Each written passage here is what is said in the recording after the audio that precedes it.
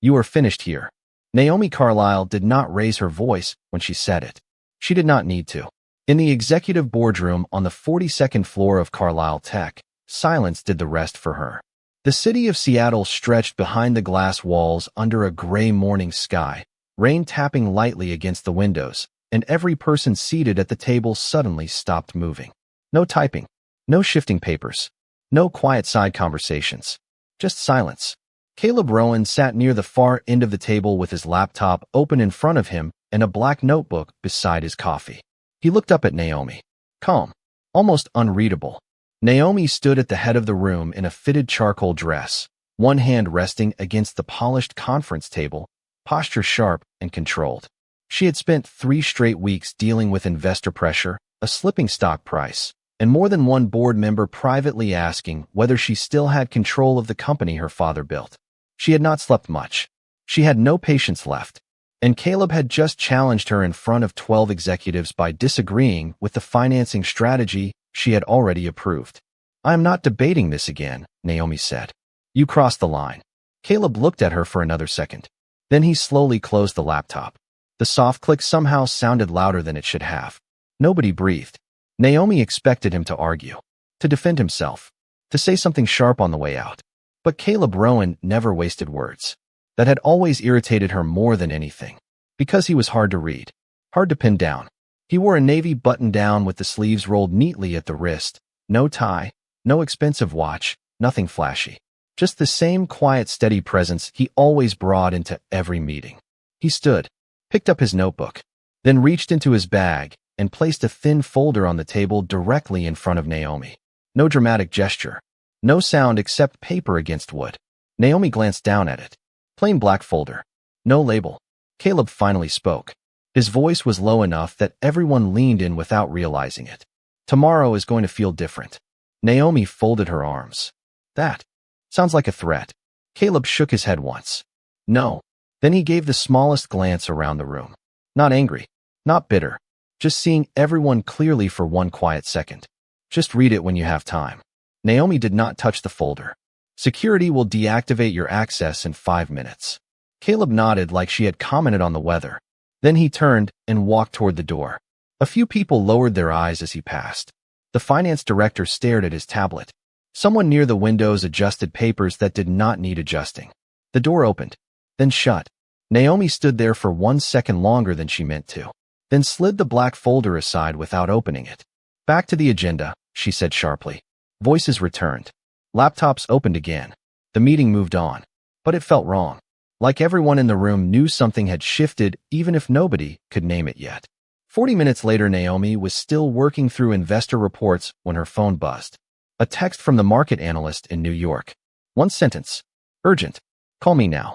Naomi frowned and looked toward the windows. The rain outside had gotten heavier. Seattle blurred silver and gray against the glass. Then she glanced at the black folder still sitting unopened beside her laptop, and, for the first time all morning, felt something cold settle in her chest. Naomi answered the call before the second ring. This is Naomi. The voice on the other end did not waste time.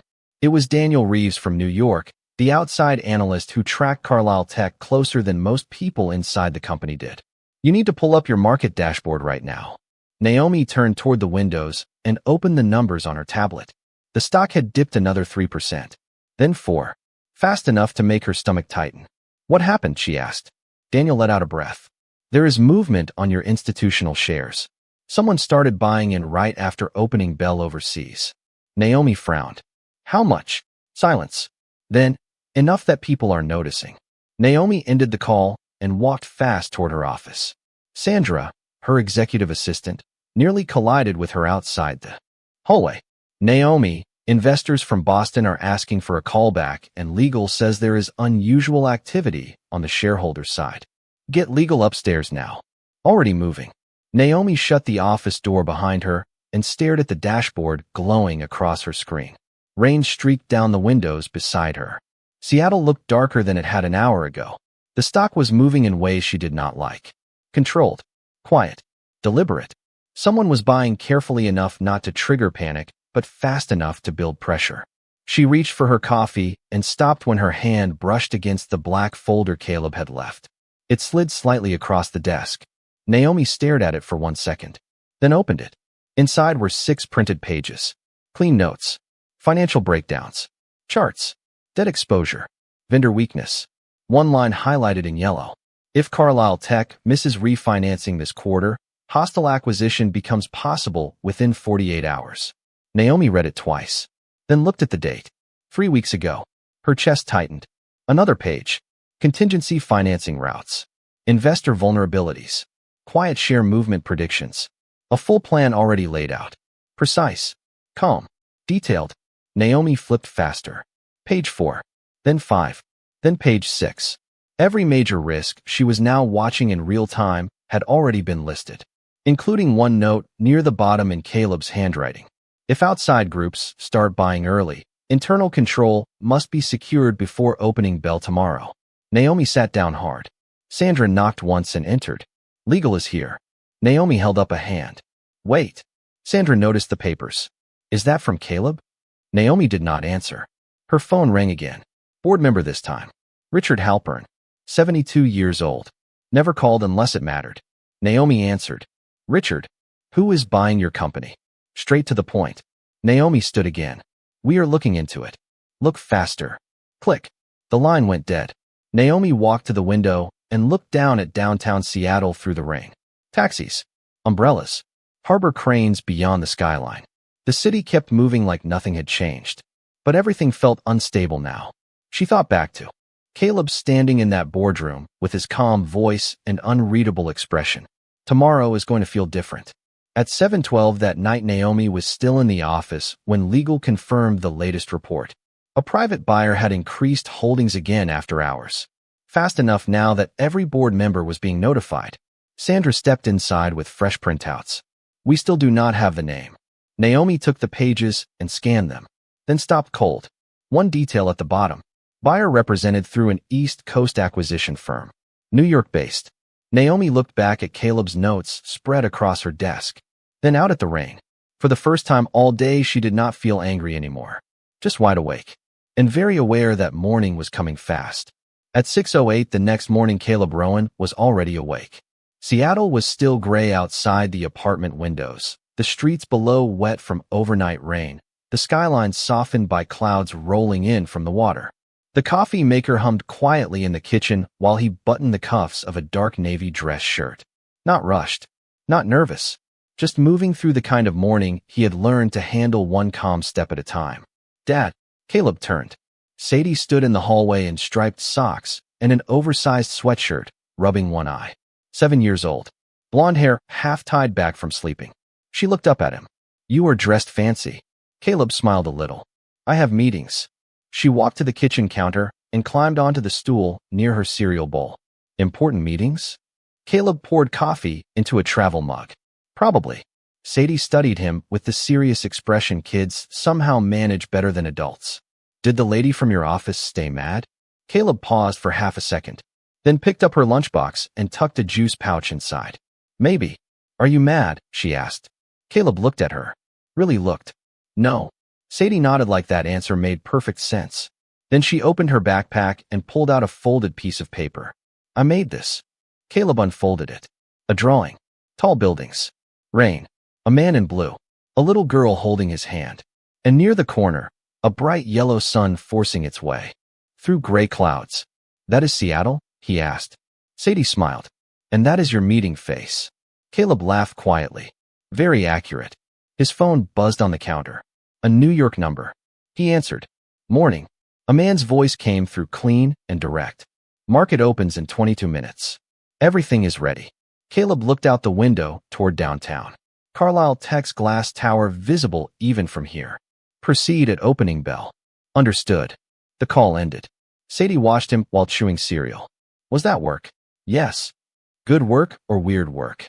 Caleb almost smiled. A little of both. By 7:10, he dropped Sadie at school. She leaned out the passenger seat before heading inside. Do not forget lunch. Caleb lifted the insulated bag she had handed him. I would never survive. That made her grin before she ran through the doors. 20 minutes later, his car rolled into downtown Seattle. Rain had stopped. Pavement still shining. Traffic steady. His phone buzzed again. This time a message from New York. Acquired. Caleb parked. Read it once. Then slipped the phone back into his pocket. No reaction. No dramatic breath. Just calm. The same way he handled everything. At Carlisle Tech, the executive floor was already filling. Naomi had called an emergency board meeting before sunrise. Legal. Finance. Senior investors dialing in. Tension everywhere. Caleb stepped out of the elevator wearing a tailored charcoal suit, tie neatly in place, shoes still carrying a few drops of rain from outside. The receptionist looked up and froze. Mr. Rowan? Caleb gave a small nod. Morning. She glanced toward the boardroom doors, then back at him like she was not sure what to say. Caleb adjusted the folder under his arm and walked forward. Through the glass wall, he could already see Naomi standing at the head of the long conference table, speaking to legal counsel with a stack of reports in front of her. The doors opened. Someone inside noticed him first. Then another person. Then another. Voices stopped one by one. Naomi turned. And for one long silent second, nobody in that room moved at all. Naomi's hand slowly lowered from the stack of papers in front of her. No one spoke. The boardroom had been loud seconds earlier. Legal counsel talking over investor calls. Finance updating numbers across 3 screens. Now there was nothing. Just silence and Caleb Rowan standing in the doorway like he had every right to be there. Naomi recovered first.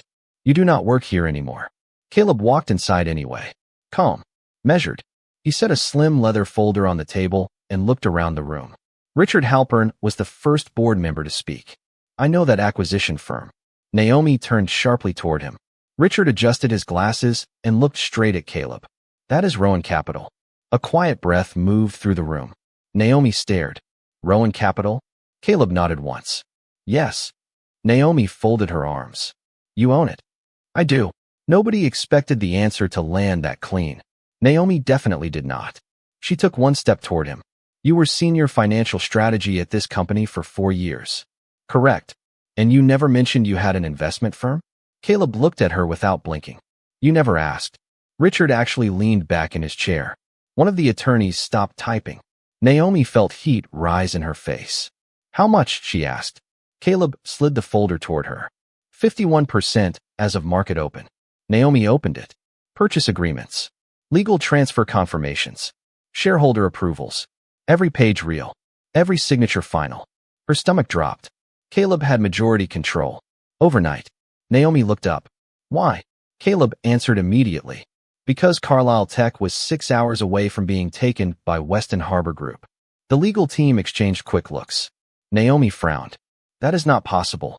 Caleb pointed to page 3. Their shell buyers started moving last week. Naomi flipped there. The data was already marked. Timed. Tracked. Clear. Caleb continued. Your refinancing window was closing. Once vendor confidence slipped, they would have pushed a board vote by Friday. Richard looked toward Naomi. He is right. Naomi stared at him. You knew? I suspected. Richard glanced back at Caleb. He confirmed it. Naomi looked at Caleb again. You could have told me. Caleb gave the smallest pause. I tried.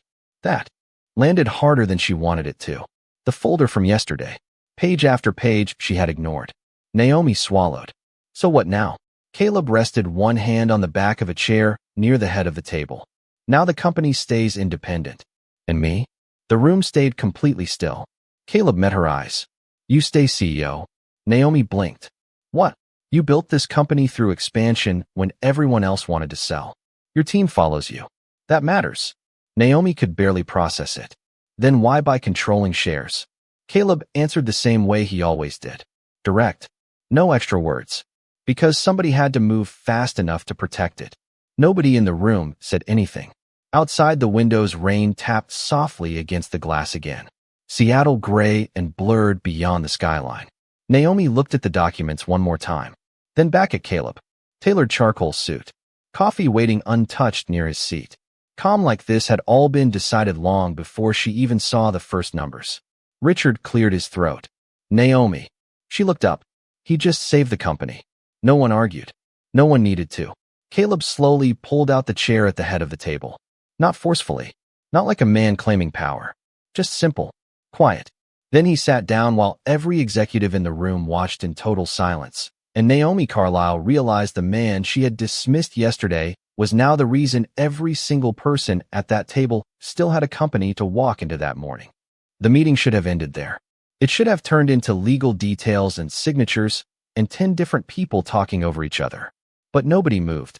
Naomi remained standing across from Caleb with both hands resting against the conference table, eyes fixed on the folder he had placed in front of her.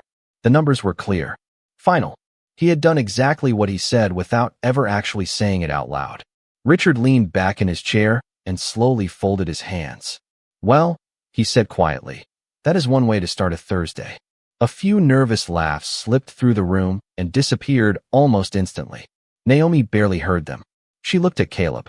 You spent 4 years inside this company. He nodded once. Yes. Running financial strategy. Correct.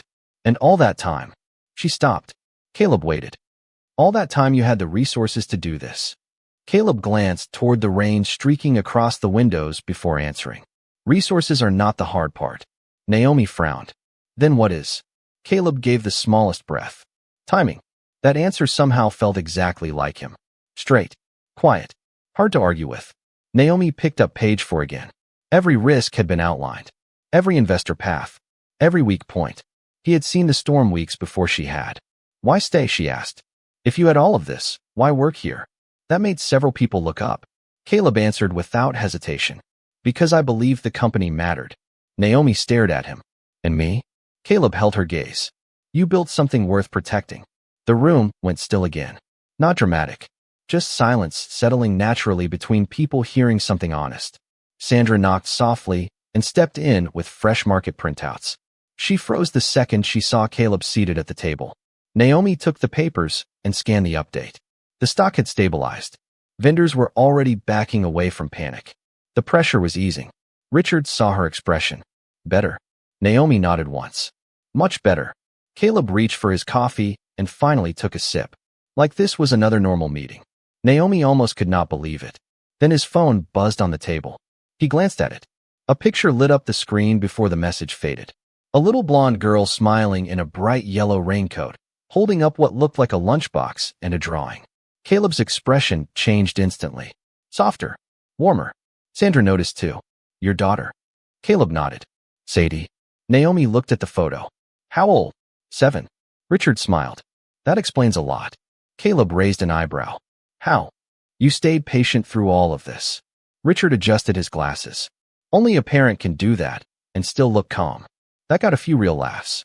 Even Naomi smiled a little before she meant to. Caleb put the phone away and opened another folder. There are still 3 vendor agreements that need to be handled before noon. Naomi blinked. You are already working? He looked at her. The company still needs it.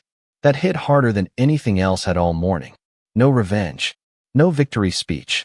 No satisfaction. Just back to work. Naomi slowly sat down at the head of the table. Then paused. Looked at Caleb beside her. Take the seat next to mine. Caleb did not react much. Just moved one chair over. The room noticed immediately. Naomi turned to legal. Continue. The meeting restarted. Contracts. Vendor calls. Numbers moving back into place. But everything felt different now. Every few minutes Naomi found herself glancing toward Caleb as he quietly handled details before anyone else caught them. Calm. Precise. Steady. Like he had done for years while nobody really saw him. And for the first time since taking over Carlisle Tech, Naomi Carlisle sat in her own boardroom, listened to the rain outside Seattle's glass skyline, and realized the quietest person in the company had been carrying more of it than anyone ever knew. By late afternoon, the pressure finally eased. The emergency call slowed down. Legal sent the last signature through. Finance confirmed vendor confidence was stabilizing. Carlisle Tech was standing again. The rain had faded into mist outside the glass walls, and downtown Seattle looked softer under the pale light coming off the harbor. The boardroom had emptied one person at a time until only Naomi and Caleb remained. 2 coffee cups. Papers spread across the table. The quiet after a long day. Naomi closed the final report and leaned back in her chair. I owe you an apology. Caleb looked up from the tablet in front of him. For what part? Naomi gave a tired laugh. That many. Caleb almost smiled. It has been a busy 24 hours. Naomi shook her head and looked toward the windows. Yesterday morning, I thought I knew exactly what I was doing. Caleb waited. I thought you were pushing back because you disagreed with me. I thought you were slowing things down. She looked at him again. You were actually trying to keep all of this from happening. Caleb rested his hands on the table. You had a lot coming at you. That is not an excuse. He said nothing. Naomi continued. I built my reputation by moving fast, making decisions, trusting my instincts. She glanced down at the reports. Yesterday, that nearly cost us the company. Caleb gave the smallest nod. Fast decisions help when they are right. Naomi laughed once under her breath. And when they are wrong. Caleb looked out the window for a second. Then somebody has to slow things down. That answer sat between them for a moment. Simple. Honest. Very Caleb. Then his phone buzzed again. He checked the screen. This time he smiled openly. Naomi noticed. Sadie? Yes. Everything okay? Caleb showed her the message without thinking too much about it. A photo of Sadie at the kitchen counter holding a grilled cheese sandwich with a thumbs up and the words lunch secured. Naomi smiled before she could stop herself. That is serious progress. Caleb put the phone away. Huge win. Naomi folded her arms. You really did all of this overnight and still made sure your daughter got to school? Yes. How? Caleb thought for a second. Calendar. Coffee. A lot of luck. That actually made Naomi laugh. The first real laugh she had had all day. Then Sandra knocked lightly and stepped into the room. Sorry. Small update. Naomi looked over. What is it? Sandra smiled. Your lobby has a visitor. Caleb already knew. Sadie? Sandra nodded. She said she brought lunch because her dad forgets meals when he is busy. Caleb stood immediately. Naomi followed him out toward the executive lobby. The elevator doors opened, and Sadie stepped out carrying a lunch bag decorated with cartoon stars. Blonde hair slightly messy from school. Bright yellow raincoat folded over one arm. The second she saw Caleb, she smiled big and walked faster. You forgot. Caleb took the bag. You saved me. Sadie looked up at Naomi. Hi. Naomi crouched a little. Hi. Sadie glanced between them. Did the meeting go okay? Caleb answered. Better than expected. Sadie nodded seriously like that made sense. Then she held up another folded paper. I made a new drawing. Caleb opened it. This one showed a glass building, rain clouds, and two stick figures standing side by side at the top floor window. Naomi saw herself instantly in the drawing. Caleb looked at Sadie. Who is this? Sadie pointed. That is the lady from work. Then she smiled at Naomi. Dad says she fights hard for her company. Naomi stood there for one quiet second with Seattle glowing gray beyond the windows and realized the little girl had somehow said the exact thing no one else had all day. Naomi stayed in the lobby a little longer than she needed to. Long enough to watch Sadie open the lunch bag and pull out two sandwiches wrapped neatly in parchment paper and a handwritten note folded on top. Caleb read the note and smiled to himself. Sadie noticed Naomi looking and lifted her chin proudly. I packed extra because Dad forgets lunch when work gets weird. Caleb gave her a look. Work got weird. Sadie nodded like that was obvious. Very weird. Naomi laughed under her breath. That sounds accurate. Sadie handed Caleb one sandwich and then looked at Naomi. You can have the other one if you want. Naomi blinked. That is very generous. I cut it in half already. Caleb shook his head. She plans ahead. Naomi accepted the sandwich before she could think too much about it. They stood by the windows overlooking downtown Seattle while the late afternoon traffic moved slowly below. The sky had started clearing and sunlight pushed through the clouds for the first time all day. Sadie leaned against her father's side while Caleb unwrapped lunch with one hand and checked a message with the other. Naomi noticed how automatic it all looked. No rushing. No show. Just balance. Sandra walked over with a tablet. Investor Relations needs a final statement. Naomi glanced at it, then looked at Caleb. Walk with me. He nodded. Sadie came too. The executive floor had mostly emptied, but a few department heads still lingered near conference rooms pretending not to watch them pass. Naomi noticed every single one. She opened the glass door to her office and Caleb stepped inside. Sadie headed straight to the corner chair beside the windows and started drawing quietly with the pencils Sandra kept there for client visits. Naomi stood near her desk and faced Caleb. I need clarity on one thing. Caleb waited. Why did you not tell anyone who you were? He thought about that longer than she expected, then answered, because I wanted the work to matter more than the name. Naomi folded her arms. That's simple. Mostly. What is the other part? Caleb glanced towards Sadie by the window. She was humming softly while coloring. Then he looked back at Naomi. When my wife passed, everything changed fast. Investors, lawyers, business partners, everyone suddenly had opinions. Naomi's expression softened. Caleb continued. I stepped away from most of it. Put management teams in place. Came here because I wanted normal. A real schedule. Something steady for Sadie. Naomi said nothing. Caleb looked around her office. Carlisle Tech mattered. The people mattered. I liked building something from the inside. Naomi leaned against the desk. And yesterday? Caleb gave a small breath. Yesterday, I thought Weston Harbor was too close. If they got control, they would cut half the staff in 90 days. Naomi looked out at the skyline. She knew he was right. So you bought it? Yes. And let me stay CEO. Caleb nodded once. Because you are good at it. Naomi looked at him directly. Even after I fired you. That actually made him smile. Small. Honest. Even then. Sadie suddenly lifted her paper. Done. She walked over and handed Naomi a new drawing. This one showed the glass tower, the Seattle skyline, and 3 stick figures near the top floor windows. Caleb. Naomi. Sadie between them smiling huge. Naomi looked at it for a second longer than expected. You made me taller than your dad.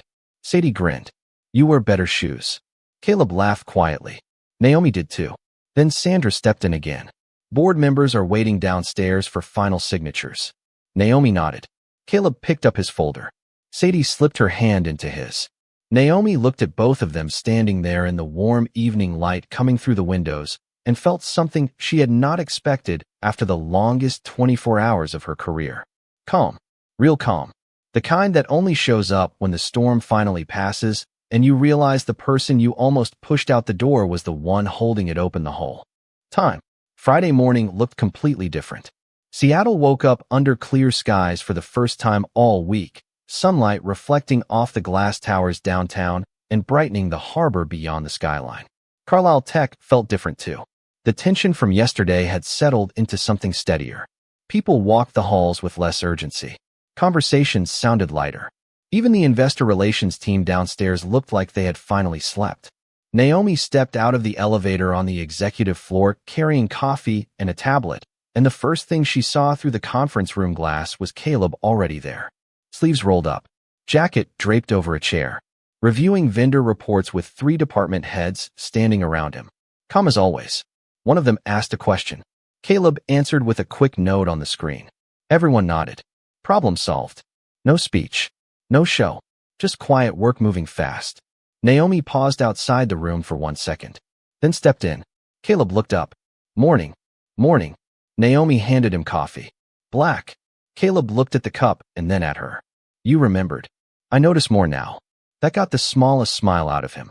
One of the department heads noticed and suddenly became very interested in his laptop. Naomi almost laughed. Caleb took the coffee. Thank you. Do not get used to it. Too late. The meeting wrapped quickly and people filed out. A few said good morning to Naomi. A few asked Caleb follow-up questions. The whole room felt easier than it had in months. Then the elevator opened and Sadie stepped out with Sandra beside her. Bright yellow backpack, white sneakers, a bakery box held carefully in both hands. She spotted Caleb immediately. Dad. Caleb crouched and she handed him the box. Blueberry muffins. I made Sandra carry them because they are hot. Sandra smiled. Very serious instructions. Caleb opened the box. Naomi could smell butter and cinnamon instantly. Sadie looked at Naomi. I brought extra because she said there are lots of meetings here. Naomi smiled. That was very smart. Sadie nodded like she expected nothing less. A few staff passing by grabbed muffins and thanked her. Within minutes, the conference room felt more like a real office than an executive floor. Coffee. People talking. Morning sunlight warming the windows. Caleb sat beside Naomi at the long table reviewing shipping numbers while Sadie colored quietly near the glass wall. Naomi glanced over and noticed the picture she was drawing. The Seattle skyline again. Carlisle Tech Tower. Caleb standing beside Naomi. This time with both of them smiling. Naomi looked away before Sadie caught her staring. Caleb noticed anyway. She has decided you belong in most of her drawings now. Naomi folded her arms. Should I be worried? Probably. That made her laugh. Then Richard Halpern stepped into the room with legal paperwork under one arm. He looked around at the coffee, muffins, and Sadie's crayons spread across the far corner. This is unexpectedly pleasant. Caleb looked up. We aim high. Richard set the paperwork down. Final signatures. Naomi signed first. Caleb signed after. Ownership structure finalized. Leadership secured. Carlisle Tech officially stable again. Richard tucked the papers away and looked at Naomi. You have your company. Then he looked at Caleb. And apparently a very patient business partner. Caleb gave a small shrug. I have had practice. Sadie lifted her drawing from across the room. Done. She walked over and placed it right in the middle of the table. Naomi looked down. 3 figures now. Caleb. Sadie. Naomi standing together near the top floor windows with bright sunshine over Seattle. No rain clouds anywhere. Caleb smiled. Naomi did too. And for the first time since everything turned upside down, the whole room felt calm enough to breathe. By the following Thursday, the city had slipped back into its normal rhythm. Seattle skies moved between soft gray and bright sun the way they always did. Ferries crossing the water, downtown traffic filling the streets below Carlisle Tech. But inside the building something felt lighter than it had in a long time. People smiled more. Meetings ended faster.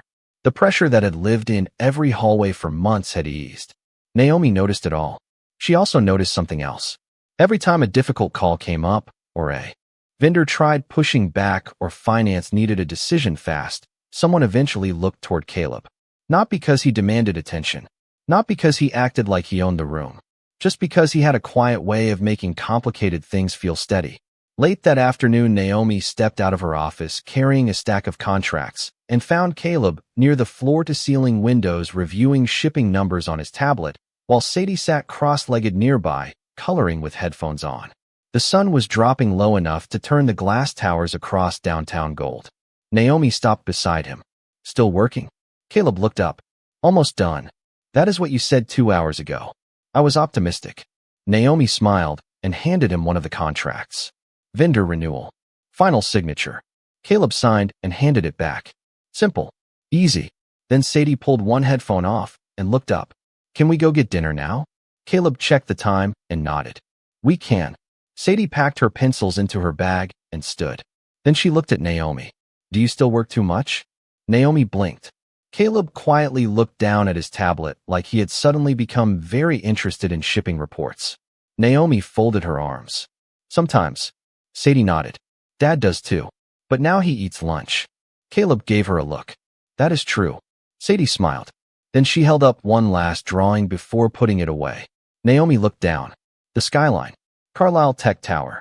Caleb standing near the windows. Sadie beside him. And Naomi on the other side. This time, all 3 of them had little coffee cups drawn in their hands. Naomi laughed softly. That feels very accurate. Sadie zipped her backpack. I know. Caleb picked up his jacket and rested one hand lightly on his daughter's shoulder. Naomi watched them for one quiet second.